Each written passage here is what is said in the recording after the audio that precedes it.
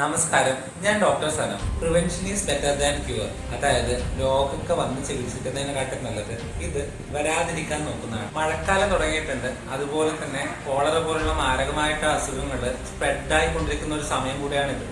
അതുകൊണ്ട് തന്നെ ഇത്തരം അസുഖങ്ങൾ വരാതിരിക്കാൻ വേണ്ടിയിട്ട് നമ്മൾ ചില കാര്യങ്ങൾ ശ്രദ്ധിച്ചാൽ മതിയാവും. ഒന്നാമതായിട്ട് തിളപ്പിച്ചാറിയ വെള്ളം മാത്രം കുടിക്കുക. പഴങ്ങളും പച്ചക്കറികളൊക്കെ കഴിക്കുമ്പോൾ ഇത് നല്ല രീതിയിൽ കഴുകി വൃത്തിയാക്കിയതിന് ശേഷം മാത്രം കഴിക്കുക. ഭക്ഷണം കഴിക്കുന്നതിന് മുമ്പും ടോയ്ലറ്റിൽ പോയി കഴിഞ്ഞാലൊക്കെ നിങ്ങൾ കൈ ഹാൻഡ് വാഷ് ഉപയോഗിച്ചോ അല്ലെങ്കിൽ സോപ്പ് ഉപയോഗിച്ചോ നല്ല രീതിയിൽ വൃത്തിയാക്കുക. ഈച്ച പോലുള്ള പ്രാണികളൊക്കെ വന്നിരിക്കുന്ന ഭക്ഷണങ്ങൾ നിങ്ങൾ കഴിക്കാതിരിക്കുക.